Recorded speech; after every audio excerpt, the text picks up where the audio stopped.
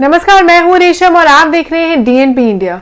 ये फैक्ट बहुत क्लियरली लोगों के सामने आ गया है कि कैसे इस टाइम पे द सेकेंड वेव में बेड से लेके दवाइयों तक इंडिया में इन सब की कितनी ज़्यादा कमी आ रही है।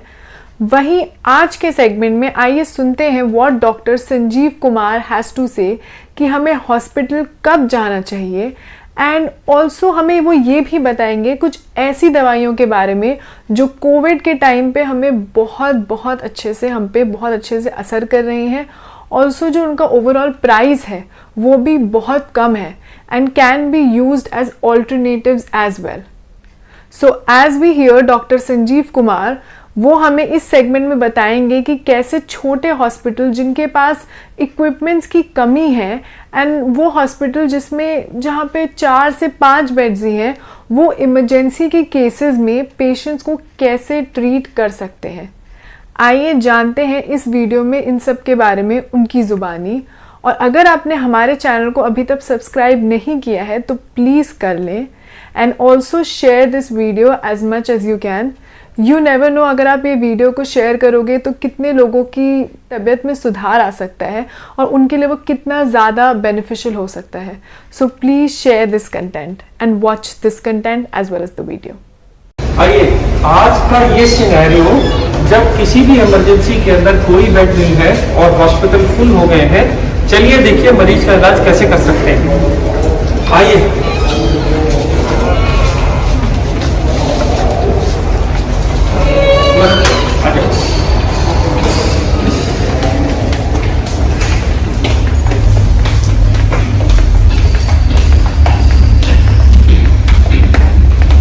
आप ऐसे लेते हैं।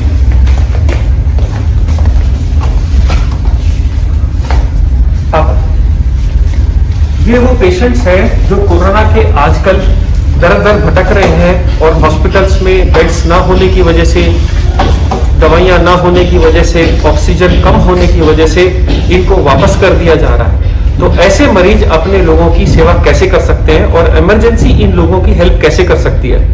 आपने जनरली देखा होगा इमरजेंसी में 4 या 5 बेड रहते हैं। मैं उन सब डॉक्टर्स को जिनकी छोटी छोटी क्लिनिक्स हैं जहाँ पे एक छोटा सा भी बेड अवेलेबल है, वो इन मरीजों को कैसे अटेंड करें एक 5 मिनट में सिखाने की कोशिश करता हूँ। देखिए, जब भी आपने एक पेशेंट को अटेंडर के साथ लिटा दिया, अब आप इनके पास जाएंगे तो आप कोशिश करेंगे कि आप एक गाउन डालिए, इससे कि ये इन्फेक्शन आपको मत हो जाए। तो सबसे पहले गाउन डाल लेना है। गाउन डाल लेने के बाद असेस करना है ये मरीज वाकई में आया किस मजबूरी की वजह से था। अगर इनके पास कोरोना की रिपोर्ट है और इनका ऑक्सीजन सैचुरेशन कैसा चल रहा है, तो हमारे पास हॉस्पिटल्स में ये मॉनिटर्स रहते हैं। ये मॉनिटर्स हमारे को ऑक्सीजन लेवल्स बताते हैं कि मरीज की ऑक्सीजन कैसे चल रही है।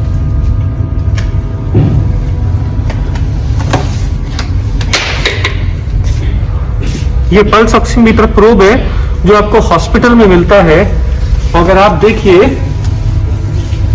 ये ग्राफ बनने के बाद एक वैल्यू आती है यहाँ पे, ये 100% ऑक्सीजन के साथ आया है। तो आपको ऐसी फैमिलीज को जो डर के हमारे हॉस्पिटल आ रहे हैं, जिनकी ऑक्सीजन 90 से ऊपर है, उनको बताना है कि आप पहली बात खतरे में नहीं है और आप ऐसे मरीजों का घर पे आराम से इलाज कर सकते हैं जिनका भी ऑक्सीजन 90 से ज्यादा है।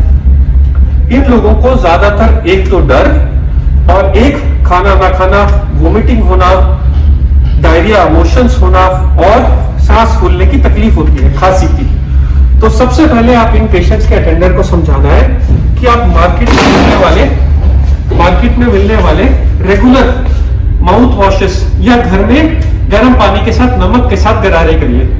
इसके बाद ये लोग क्योंकि कुछ भी नहीं खाते हैं, इसलिए आपको घर का बना हुआ नींबू पानी, शिकंजवी जिसमें विटामिन सी बहुत अच्छा होता है, या मार्केट में बने बनाए ORS आते हैं जो आप पिला सकते हैं। कोशिश करिए मरीज को 2-2 घंटे पे कुछ ना कुछ देते रहिए। इसके बाद छोटे बच्चों का एक भूख लगने का सिरप आता है, सिप्रोहेप्टिडीन, ये कई नाम से मार्केट में आता है, बहुत अंडर यूटिलाइज्ड है। ये कोरोना का इलाज नहीं है, पर इससे भूख लग जाती है, भूख खुल जाती है। जैसे ही मरीज खाना खाना शुरू कर देता है वो थोड़ा सा बेटर फील करने लगता है, उसमें फेथ आ जाता है। अब ज्यादातर कोरोना का ट्रीटमेंट जो भी हम हॉस्पिटल में करते हैं वो उनके बुखार के लिए, छाती में खड़खड़ के लिए, सांस फूलने के लिए होता है। बुखार के लिए कई बार हम लोगों ने समझाया, मार्केट में आने वाली पैरास्टामोल की कई ब्रांड की दवाइयां जो 2 से 3 बार ली जा सकती हैं, 1 बार 2 बार 3 बार। अगर छोटा हो, कोई वेट में कम हो तो गोली को आधा कर दीजिए। ये गोलियां ऑन द काउंटर अवेलेबल है और सेफ है। इसके लिए आपको मेडिकल प्रिस्क्रिप्शन की जरूरत नहीं है। पैरास्टामोल के लिए, एसिडिटी के लिए कई लोग पेंटोप्रोजोल, रेविप्रोजोल खाते हैं। खांसी के लिए मार्केट में बहुत सारे सिरप आते हैं, सब एक जैसे हैं। अब ये तो हो गया सिर्फ सिम्टम्स का इलाज कि आप अपनी ऑक्सीजन चेक करिए, आप खाना खाइए, आप अपना सैनिटाइजेशन और मुंह साफ रखिए और तकलीफों की इलाज करिए। अब इसके अलावा क्या बचा? इसके अलावा अगर मान लो इसी मरीज का ऑक्सीजन कम होता और मैं बोलता ये ऑक्सीजन सिलेंडर मार्केट में मिलता है, तो इसको कैसे लगाते हैं लोग? बहुत घबराते हैं।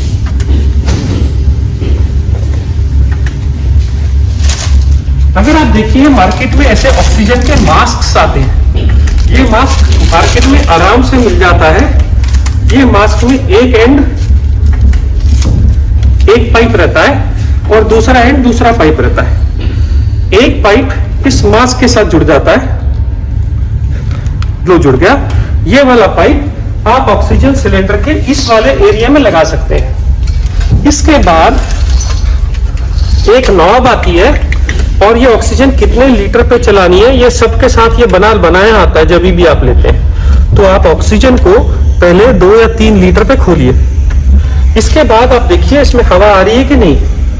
पेशेंट्स को आराम से लिटा के ये ऑक्सीजन मास्क आप कंफर्ट करके लगा दीजिए और ये ऑक्सीजन देखते रहिए। मान लीजिए ऑक्सीजन थोड़ी देर 5 मिनट वेट करने के बाद नहीं बढ़ रही तो आप इसकी वैल्यू थोड़ी और बढ़ा सकते हैं। जैसे जैसे टाइम बीतता जाएगा और ऑक्सीजन इंप्रूव होती जाएगी, हर मिनट के साथ इसको थोड़ा थोड़ा घटाते जाएंगे कि हम 90 तक मेंटेन कर लें, क्योंकि ये सिलेंडर बहुत कम ऑक्सीजन के साथ आते हैं, ये 1 दिन में खत्म हो जाते हैं। इसलिए आप कोशिश करिए कि ऑक्सीजन का यूज कम से कम करिए, ज्यादा नहीं। दूसरा, मार्केट में ये छोटे मॉनिटर्स आते हैं पल्स ऑक्सीमीटर बोल के। ये पल्स ऑक्सीमीटर सिर्फ एक बटन के साथ ऑन हो जाता है और ये एग्जैक्ट सेम रीडिंग देता है जो रीडिंग बड़ा मॉनिटर हॉस्पिटल में देता है। आप देखिए ये भी 100% बता रहा है ऑक्सीजन, और ये वाला पल्स ऑक्सीमीटर भी इस पेशेंट की ऑक्सीजन जब मापता है तो वो भी इसको 100 ही बताएगा।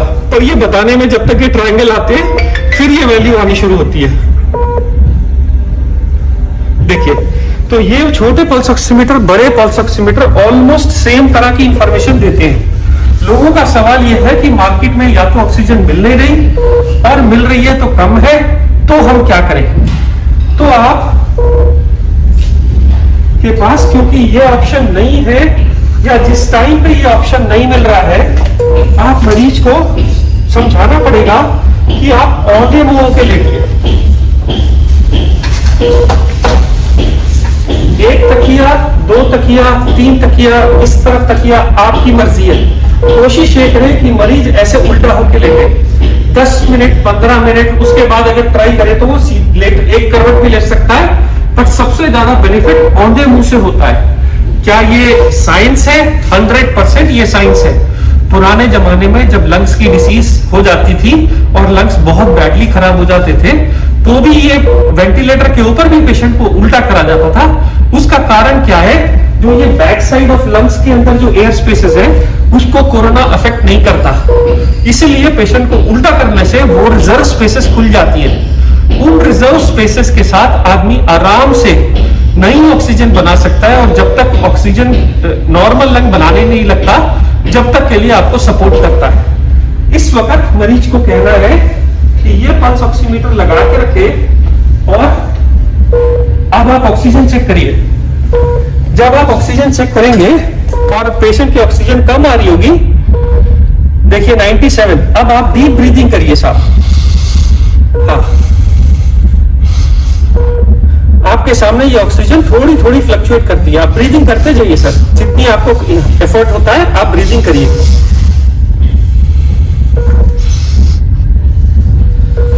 देखिए 97 से 98 हुआ, ब्रीदिंग करते जाइए सर थोड़ी थोड़ी। 99 हुआ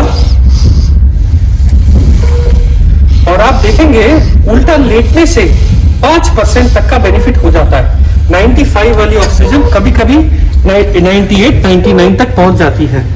सिर्फ बगैर ऑक्सीजन के एक दिन में आधे से 2 घंटा उल्टा लेटने से बहुत फर्क पड़ जाता है। पर लोग पूछेंगे क्या ये इनफ है, क्या इसके अलावा और कोई ट्रीटमेंट है? जी हाँ है। बहुत सारी मार्केट में आज की तारीख में रेमडेसिविर इंजेक्शन के बारे में चल रहा है, ब्लैक भी हो रही है, शॉर्टेज भी हो गई है। पर आज तक के साइंस के किसी भी स्टडी के अंदर रेमडेसिविर से जान बचते नहीं देखा गया। फिर ये क्यों बिक रही है और क्यों दी जा रही है और क्यों अप्रूव हुई है FDA के थ्रू?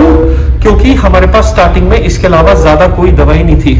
अगर आप डाटा में जाइए तो सच्चाई ये है कि दुनिया में आज तक सिर्फ 2 दवाइयां बनी हैं जो कोरोना में लोगों की जान बचाती हैं, जिसमें सबसे पहली दवाई का नाम है स्टेरॉइड का इंजेक्शन।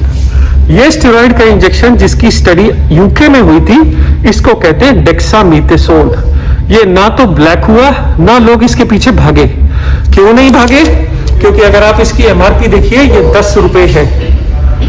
डेक्सामेथासोन के ऊपर यूके ने स्टडी निकाली है और पूरे वर्ल्ड में ये स्टेरॉइड दिया जाता है। ये इंजेक्शन रेमडेसिविर से ज्यादा जान बचा रहा है और ये मैं ऑन रिकॉर्ड बोल रहा हूं। रेमडेसिविर से ज्यादा इफेक्टिव ये इंजेक्शन है, पर ये सब मेडिकल गाइडेंस के अंडर ही दिया जाता है। इसलिए रेमडेसिविर के पीछे भागना छोड़िए, जो अवेलेबल है जिससे हम अपने लोगों की जान बचा सकते हैं, जो हमारे पास इंडिया में सस्ता अवेलेबल है, आप उसके साथ जाइए। तो बाकी दवाइयों का क्या हुआ? बाकी दवाइयां जो हाइड्रोक्सीक्लोरोक्विन, जो आइवरमेक्टिन बोल के दवाइयां आई थी, वो सारी दवाइयां फेल हो गई ट्रायल्स के अंदर और उनको अब कोई यूज नहीं कर रहा है। इसके अलावा 100 में 17 लोगों को सीरियस कोविड इंफेक्शन में क्लॉट्स बनने का खतरा रहता है। इसलिए उनको ब्लड थिनर का इंजेक्शन, एक क्लेक्सेन, या जो लोग घर चले जाते हैं डॉक्टर्स उनको ब्लड थिनर की टैबलेट दे देते हैं। ये ब्लड थिनर की टैबलेट्स 20 से 21 दिन तक दी जाती हैं और ये दवाइयां भी अंडर मेडिकल प्रिस्क्रिप्शन ही दी जाती हैं। जो लोग की ऑक्सीजन 93 से कम है वही लोगों को इतने सब दवाइयों की जरूरत है। जो लोग नॉर्मल है वो लोग नॉर्मल खाना या सिम्टोमेटिक ट्रीटमेंट से ही ठीक हो जा रहे हैं। स्टेरॉइड की जरूरत सिर्फ 2nd वीक में पड़ रही है। एक और चीज याद रखिए कि कोरोना की उम्र सिर्फ 14 दिन ही है। अगर आप 14 दिन जी गए तो आप कोरोना से जीत गए। अमूमन आदमी की उम्र 50-60 साल होती है। कोई रीजन नहीं है कि हम कोरोना से हार जाएं। अगर हम हाथ जोड़ लें, एक दूसरे की मदद करें, चीजें ब्लैक ना होने दें और जो अवेलेबल संसाधन है आज हमारे पास उसको यूज करें, तो हम सब ज्यादा से ज्यादा लोगों की जान बचा पाएंगे। मैं संजीव कुमार, सनशाइन हॉस्पिटल हैदराबाद से बोल रहा हूं।